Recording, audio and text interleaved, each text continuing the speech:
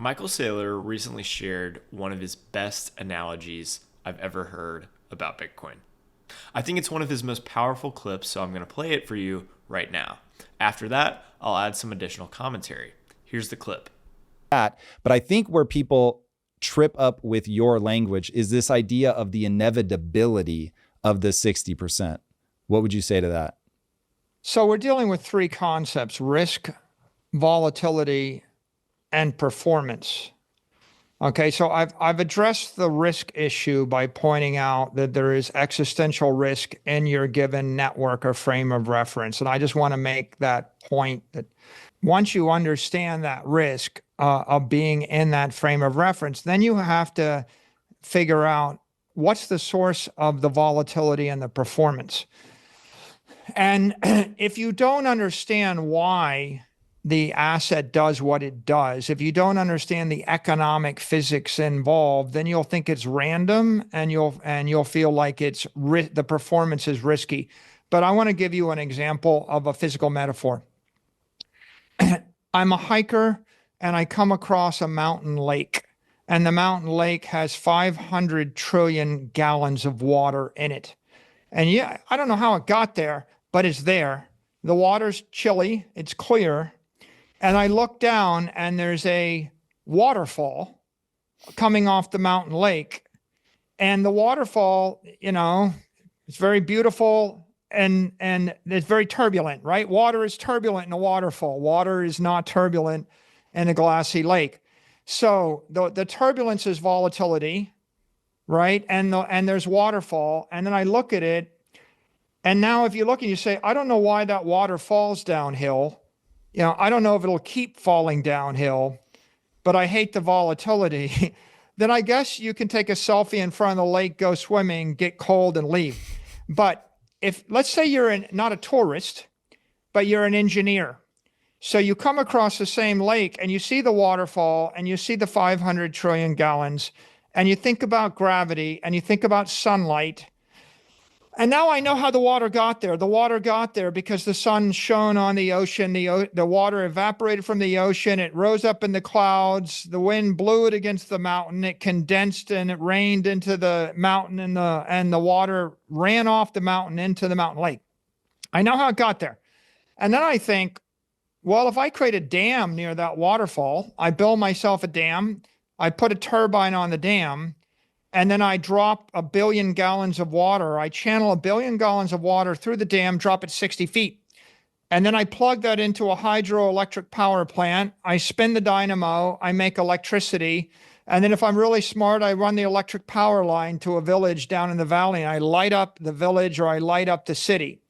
Now, someone can come along that doesn't understand physics and they can say, good idea, Junior, but what are you going to do when the water stops flowing downhill? Well, I'm like, well, I actually think the water's flowing downhill because of gravity. Newton solved that for me. And then someone else comes along and says, good idea, Junior, but what are you going to do when you run out of water in the lake? I'm like, well, there's 500 trillion gallons, and I take out my calculator and 1 billion gallons or whatever. It's going to last a long time. Like, well, it's eventually going to run out. I say, well, the sun keeps shining on the ocean, and the ocean keeps lifting the water out of the ocean, and it drops it on this mountain. And that's why there's water in the mountain. But you're right. There's some kind of natural limit. And I suppose there's a limit to the amount of energy I can pull off of this dam, but it's a large number. It's a lot more than your donkey cart, and it's a lot more than your steam, wood stove, and it's a lot more than your coal power plant. And maybe it's a lot cleaner than burning, gasoline. So I'm an engineer, and you're seeing performance thinking it's random, and that's why it's going to stop. And you're seeing volatility and you're thinking it's random and maybe it'll stop. And here with Bitcoin, the reason Bitcoin's performing is A, it's volatile, but B, it's a more energy efficient state.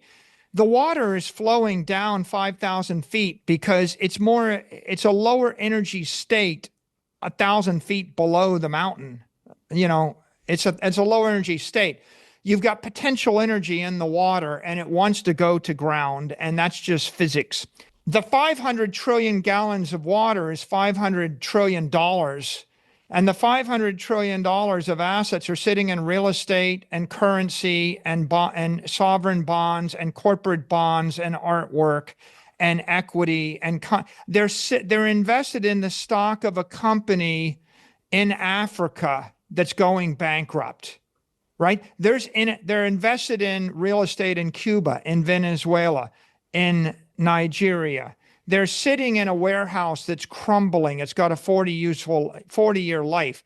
And so entropy and inflation, you invested $100 billion in a war zone, and then a war broke out and your your asset got devalued.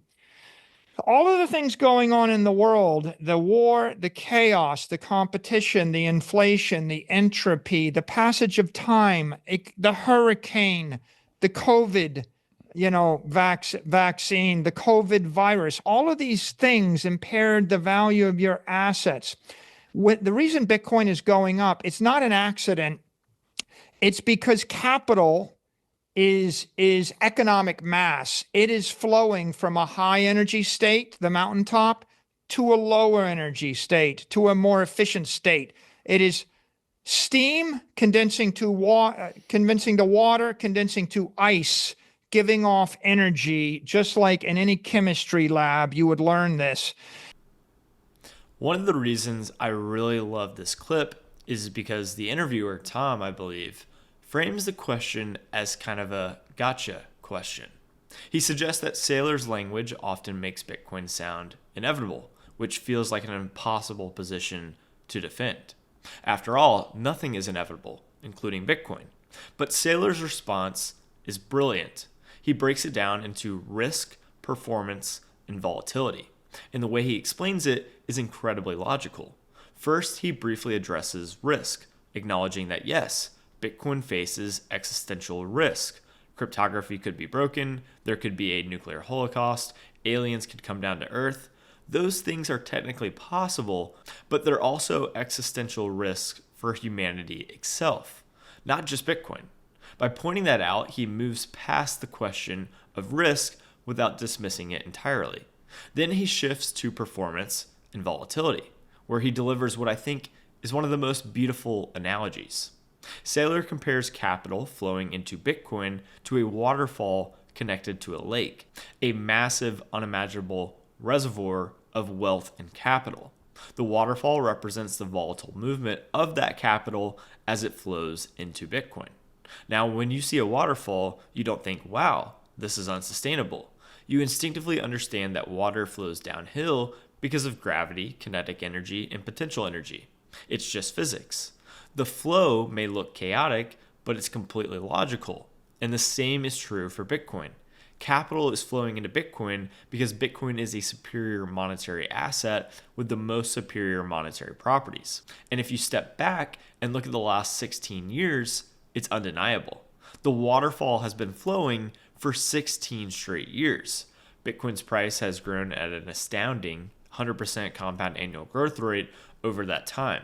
That's not speculation, it's historical fact. You are literally watching this flow of capital happen in real time. Why is it happening?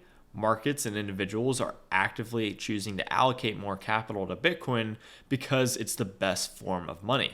It has unique monetary properties, it's scarce, portable, durable, divisible, and fungible that make it ideal for preserving wealth over time.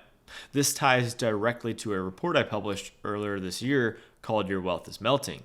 In that report, I explained how capital is flowing out of traditional assets like real estate, gold, US equities, dollars, and fixed income and into Bitcoin.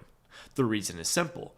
Bitcoin is the only asset that cannot be perpetually produced or devalued by free market competition. If you hold wealth outside of Bitcoin, you're betting that the market won't increase the supply of that asset or devalue that asset with competition. But that's a risky bet. It's just like expecting the waterfall to stop flowing. You're fighting gravity and basic physics. And with Bitcoin, you're fighting market dynamics that are just as powerful. Ultimately, Saylor's analogy beautifully illustrates what's happening. It's not about making predictions. It's about watching reality unfold. For 16 years, we've seen capital flow into Bitcoin, And based on what we know about markets, incentives, and logic, there's every reason to believe that flow will continue. That's why I think this is one of the best analogies Saylor has ever used. It highlights Bitcoin's role as the natural endpoint for capital seeking long-term safety, stability, and growth, just like water flowing to its lowest point. Of course, it's volatile because everything is rapidly getting repriced in Bitcoin. The waterfall has existed for 16 years, and it's only getting bigger. Thanks for watching, everyone, and see you next time.